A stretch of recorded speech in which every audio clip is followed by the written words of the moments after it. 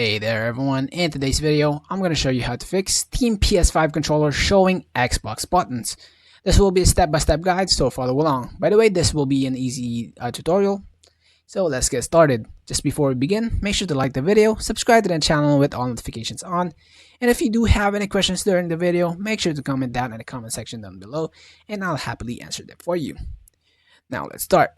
Now open up your Steam right over here, click on the top left corner, click Steam, settings right over here, and click on controller. Just hover down and see controller right over here and click on advanced settings, show advanced settings, and over here go to PlayStation controller support and make sure enabled in games without support, so PlayStation control will show up on your games, but make sure your games has a PlayStation controller support.